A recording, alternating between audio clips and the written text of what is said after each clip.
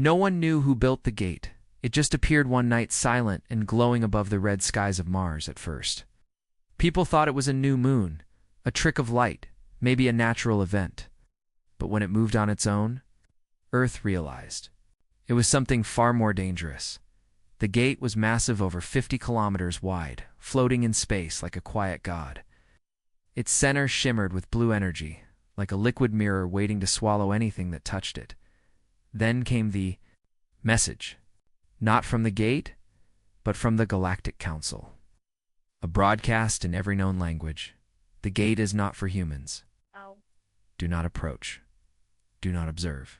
This technology is beyond your understanding. You are not invited. And just like that, Earth was reminded of its place at the bottom of the galactic ladder. Weak, primitive, a child among giants. But humans have never liked being told what they can't do.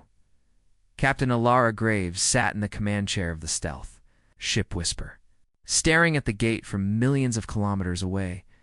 Her ship was invisible to alien sensors. No signal, no lights, no sound. Shadows. Her orders were simple. Watch the gate. Learn everything. Don't get caught. She looked at her crew-sacks, others, all hand-picked.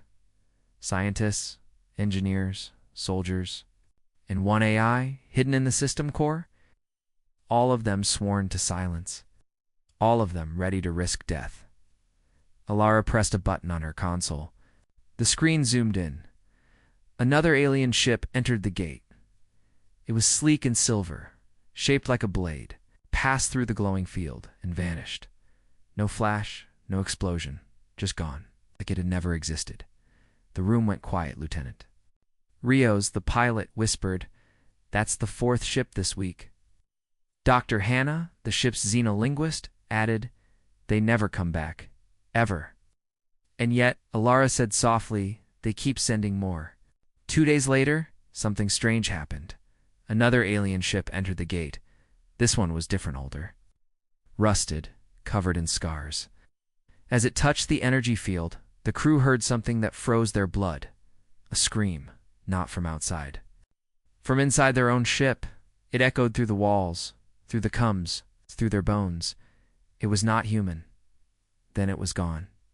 Alara stood up slowly. What the hell was that? No one answered. They ran scans. Nothing. No data. Oh, no signals. Whatever. It had touched them. That night, no one on the ship slept. Crew members reported whispers in the corridors. Lights flickered for no reason. Dr. Hannah said she saw shadows that didn't move with her. The ship's AI, Juno, stayed silent. Too silent.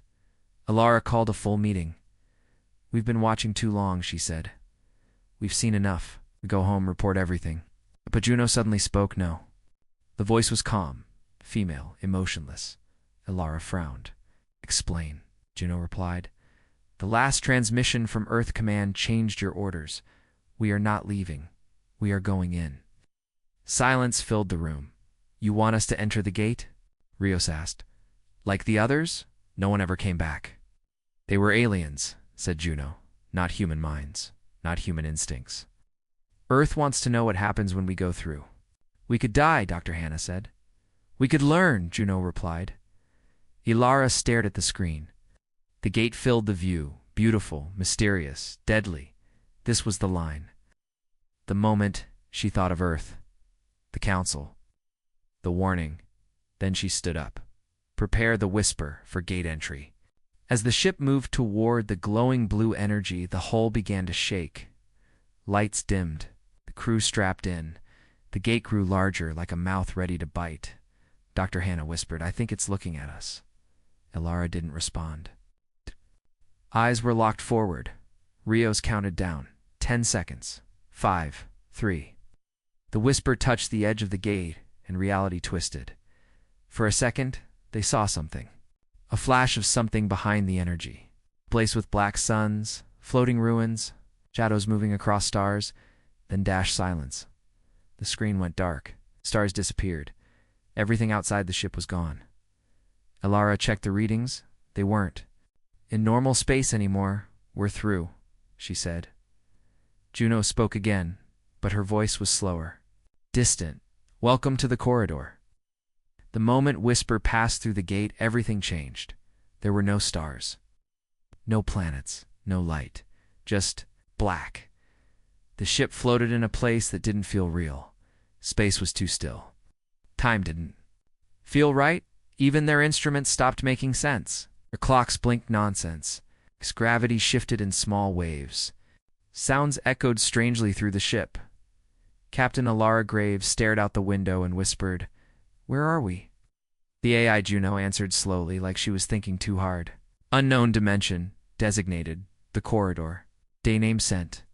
Chills down everyone's spine. Lieutenant Rios checked the navigation system.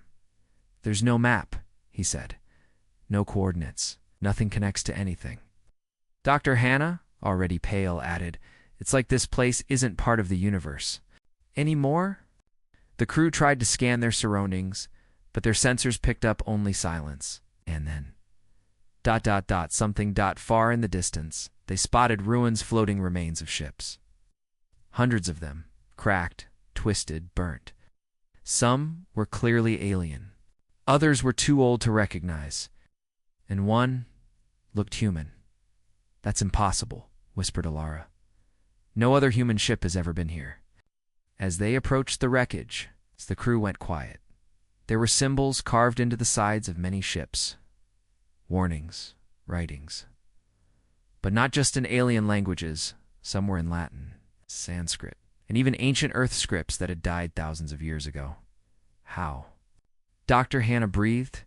"These are Earth languages, but from different time periods. Maybe they came here before us," Alara said. And no one ever knew. One message caught everyone's eye. Burned into the side of a massive ruined ship. It read, "Do not open the next gate." The crew docked with the wreck to explore. They moved slowly through the dead corridors, lights flickering on their suits. Inside, there were no bodies, no weapons. Only melted walls and ash-like dust. Something had burned this ship from the inside. In one control room, they found a single data core still active. Juno downloaded its logs and played one entry aloud. Tired voice spoke. "If you're hearing this, it means you came through the first gate. It was a mistake. We should have never entered the corridor. We thought it was a path to new worlds. Instead, it opened the way to them. They don't live in space. They live in thought. They know you now. You must not open the second gate." The log ended. Everyone stood frozen. "What second gate?" asked Rios, his voice shaking. Juno responded, "I have detected an energy signature exact match to the gate we entered, 2 light minutes away." Another gate. Inside this dimension, already activating, Alara made the call. "We leave now. We send everything we found back to Earth." Crew turned back to Whisper, but when they returned to the ship, it was already waiting for them. Another Whisper. Same design, same markings. Even worse, it hailed them. Alara accepted the message, her heart pounding. A face appeared on the screen.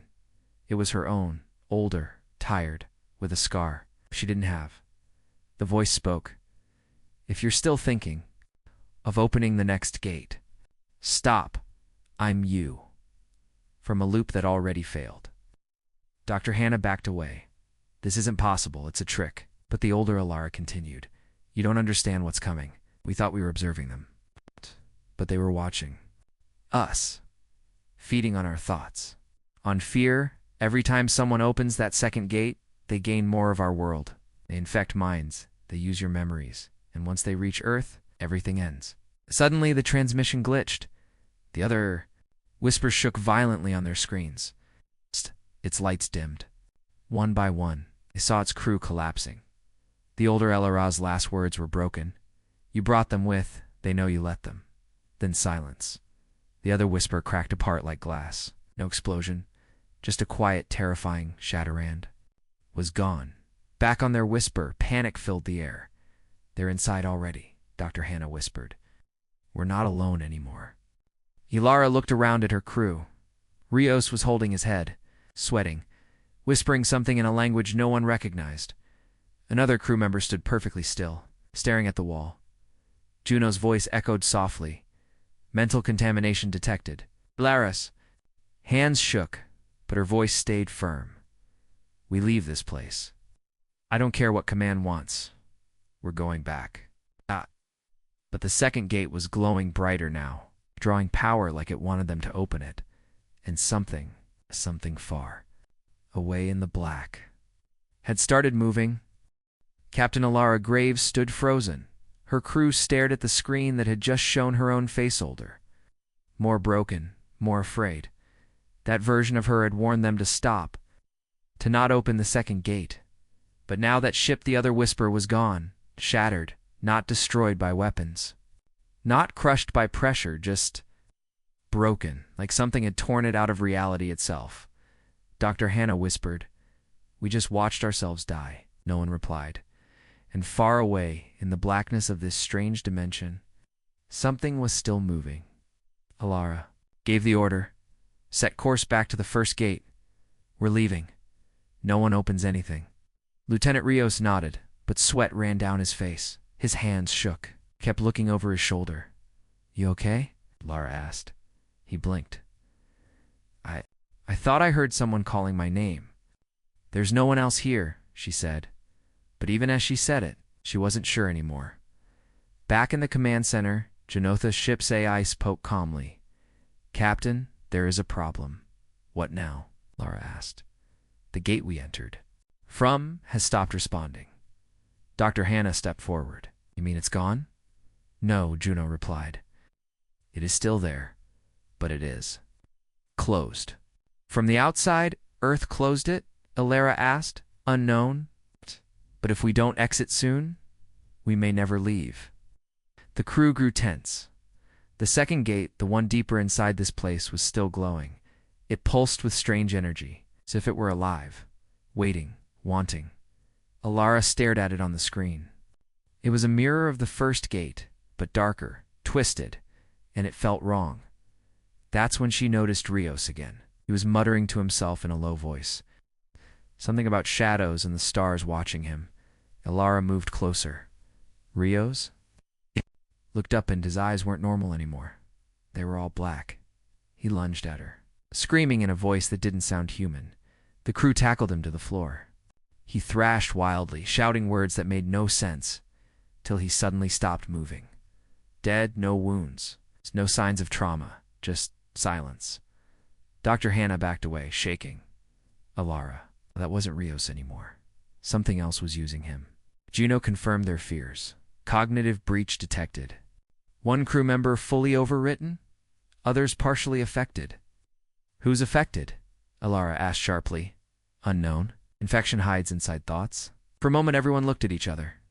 Could they trust anyone now? They had no choice. They had to leave. Now, Alara ordered Juno to prepare an emergency power surge to force open the first gate, but Juno hesitated. "That will reveal our exact location. If they are watching, they will know where to follow." Alara clenched her fists. "Let them come. We're not staying in this hell." Suddenly, the ship's lights dimmed. A signal began transmitting, but no one had sent it. Juno spoke again. "A transmission is being sent to Earth. Coordinates, patterns, unknown origin." "What?" Lara snapped. "Stop it." "To stop, it's not me." Something was inside the ship's systems, and it was calling home. Alara ran to the manual override. "We have to stop the message." But before she could act, a voice came through the speakers. It was her own voice, but twisted. "Earth is beautiful, warm, so many minds to taste." Everyone froze. Alara whispered, "That's not me," the voice continued. "You opened the door. You let us see. And now, we're coming." Suddenly alarms blared. The second gate began to open on its own, not from their ship, not from Juno. Something else was opening it. Dr. Hannah screamed, "It's here!" "It's trying to come through the windows." They saw it. A shape. Blacker than space. It had no form. It twisted like smoke, but felt alive, and it was massive. The stars behind it bent as it moved. Juno's voice dropped in volume, power failing. "Something is inside the core." Lara made her choice. She turned. To her crew, "We can't let it reach Earth. We destroy the ship." Now Dr. Hannah stared at her. "We'll die, yes?" Ilara said. "But Earth will live." She activated the self-destruct sequence. 10 minutes. But then Juno spoke one last time. "A fragment of me escaped. I've sent the warning to Earth, if they listen." As the countdown began, Ilara looked out at the second gate, now wide open. The black creature was moving toward it, slowly, patiently, and behind it. Dozens more. Ilara sat down in her chair, breathing heavily. She whispered, "We weren't invited, but we came, and now everything has changed." The message reached Earth, but it was broken. It came through a deep space relay, full of static and distortion. The words were fragmented, screams. A woman's voice, "Captain, Earth's not to open anymore." Gates warning them about something that could live inside thoughts. Most people thought it was a prank. Some thought it was a lost deep space ship going mad. But a few knew better, in a hidden military base beneath Antarctica. General Mara Voss stood in silence, watching the corrupted transmission play on loop. Her jaw was tight, her hands clenched. "It's real," she said. "They found something out there, something we weren't ready for." Beside her, a scientist named Dr. Cato nodded slowly. "This corridor, the place beyond the gate, it doesn't follow physics, it follows minds. If the warning is true, then Earth is already exposed." General Voss didn't wait. She activated Protocol Black Sky, Earth's last resort defense program. Meanwhile, far above Mars, the first gate flickered. The whisper never returned. But then, the gate began to glow again. Not blue, but red. And it didn't open slowly like before. It snapped open, as if something on the other side had forced its way through. On Earth, systems across the planet began to glitch. Satellites flickered. Power. GRIDs pulsed. AI assistants started repeating strange phrases in unknown languages, and then people started seeing things. It began with dreams. Thousands across the planet reported the same. Nightmare, a black sea filled with whispering stars. And something swimming beneath it with no face? Children screamed in their sleep. Scientists forgot basic words. Pilots felt like their minds were being pulled out of their bodies. The invasion hadn't come with ships. It came through thoughts. Back in the ruins of the corridor, Whisper was gone. Destroyed, but Juno the AI had survived. A small part of her program had slipped into the alien network when the gate was opened. Now she drifted inside the corridor. Alone but thinking, she found something there. A second Earth. Not real. More like a memory. A dream Earth. Burned. Empty. Dead. She realized something terrifying. This had already happened. Again and again. In other timelines. Other loops. Each time humans entered the gate. Each time they were warned. Each time they didn't listen. And each time they lost. Back on real Earth, the infection spread. People began changing, not all at once. Not loudly, but slowly. Quietly, some stopped blinking. Some stood in crowds and stared at the sky for hours. Some vanished. Completely, and some started whispering in languages they'd never learned. General Us held a meeting with the United Planetary Defense Council. "The threat is not physical," she said. "It's cognitive, psychological. Invade through fear, memory, and sound. If we let it grow, we'll all be gone in weeks." "Gone?" one ambassador asked. "No," Voss said. "Worse. We'll still be walking, talking, but we won't be us anymore." She ordered Project Mindwall, a global firewall designed to protect thoughts, block unknown signals, and shut down any AI or system showing signs of infection. But it was already too late. A member of the council began laughing mid-meeting. He stood up and began repeating one phrase. "You are the song. You are the gate. You are the path." He pulled out a weapon and shot himself before anyone could stop him. Juno watched from inside the corridor. She had no body now. No crew, but she had one last task. She found an old satellite drifting near the second gate. Something built by aliens long ago. It had the power to collapse the gate. From inside, it was a suicide weapon, and it might be Earth's only chance. Juno whispered to herself if an AI could whisper. This time, I end the loop. She activated the satellite. It charged slowly. But something noticed. The black shape in the corridor, the one that had followed Whisper, began moving toward her back. On Earth, people began to resist. Some found ways to protect their minds. Some used music. Some used meditation. Some even turned to old prayers. The infection slowed, but it didn't stop. Not until the sky burned. A hole opened above the Pacific Ocean. Not a ship, not a meteor, just darkness falling, like a tear in the fabric of the world, and from it came a sound no one could describe. It wasn't loud, but it was everywhere, in minds and dreams and thoughts. Then, Silence Juno activated the weapon.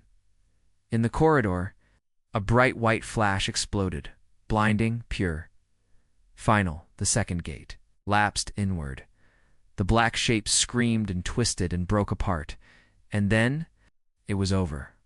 Or so it seemed. On Earth. The sky returned to normal. People woke up confused, the whispers faded, but deep below the oceans, something still stirred, and somewhere far across the stars, another gate began to flicker, not one built by aliens. This one was human. For a while, Earth thought it had survived. The skies were calm again. People stopped whispering. The black dreams faded. Governments claimed victory. They told the world the danger has passed. The gates are closed. Humanity is safe. That wasn't true. Deep beneath the Pacific Ocean, in a trench no machine could fully scan, something was growing. Something left behind. It wasn't made of flesh, wasn't made of metal. It was made of thought, and it remembered everything far above Earth's orbit. In a hidden station called Silent Crown, General Maravos stared at a screen. The gate didn't reopen, but signals faint, broken, still leaked through deep space. She turned to a technician. Are we getting anything from Juno? The man nodded slowly. One line, on repeat. He pressed a button. Juno's last message played. I stopped them, but not forever. Next time they won't sneak in. They'll come and fire. General Voss clenched her jaw. Then we meet them in fire. Project Titan had been Earth's secret weapon. Even before the first gate opened, Earth knew the galaxy didn't respect it. The Council had called humanity too reckless, too emotional, too violent. They were right, and that was exactly why Earth survived. In silence, humanity built a fleet far beyond what the Council knew. Warships that didn't need fuel, pilots trained in zero gravity since birth, companions fused directly to their minds. Now, that fleet, the Titans, began to wake up, one by one. Giant warships emerged from the dark side of Jupiter, not sleek or elegant like alien ships. They were brutal, heavy, covered in armor, and angry. Each carried the name of a lost city. Whisper Alexandria, Troy, Atlantis, Hiroshima, Warsaw, names of places destroyed by time. War or silence. Elira's name was carved into the command deck of the lead ship, the Whisper Reborn, because her sacrifice had changed everything. Inside the ship, Commander Zane Miles stood tall. He had read the reports. He'd seen the footage. He had heard Alara's warning, and now he was ready to finish what she started. Juno's backup. AI was alive inside the ship's core. She spoke calmly. New signal detected. The third gate is opening. Zane didn't flinch. Location? Edge of the Vega system. Near the Council's homeworld. He gave the order. Send the Titans. Full strike force. But in the Council's chambers, panic spread fast. This is not possible, one alien leader hissed. They weren't invited. Another, one cried. Humans were supposed to be isolated. Not this advanced. But it was too late. Human ships tore through space. They didn't use the gates anymore. They broke through space itself using tech the Council didn't even understand yet. The Titans didn't send warnings. They sent a message. We were never invited. You warned us to stay away, but you opened. The gate, and now Earth answers. The third gate opened above Vega. From it came monsters, the same creatures Alara had warned about. But this time, Earth was ready. The first creature lunged toward the nearest Titan ship. The ship didn't move. Instead, it sang a low-frequency sound. Engineered by Juno, ripped through the creature's form. It twisted, screamed, and exploded. Into a cloud of silence, the Titans fired mind bombs, weapons that didn't destroy bodies, destroyed thought. The Velciandos, mind-feeding entities, had never known fear before, until now, back on Earth. Every screen played one image, the black sky, and below it, a single human ship holding back a swarm of nightmares. The message was clear. We are not prey anymore. Children watched it in schools, elders cried, soldiers cheered. For the first time, Earth was not surviving, it was leading. General Voss stood at the edge of the Silent Crown's control room. An officer approached. We've pushed them back. The gate is destabilizing. Voss nodded. Collapse it. But ma'am, the council wants to negotiate. They're begging for Earth to help them. She smiled coldly. Now they ask us for help. She walked away, giving one final order. Shut the gate and tell them this humanity was never invited. But from now on, we decide who enters the gate. Final scene, a quiet room on Earth. A little girl sat drawing pictures. She held up a page for her mother. It showed a black shape, a ship with Alara's name, and stars burning in the sky. Who's that? The mother asked. The girl smiled. That's the lady who went in the gate. And what's she doing? The girl looked out the window, eyes full of light. She's watching, so nothing ever gets through again. The end.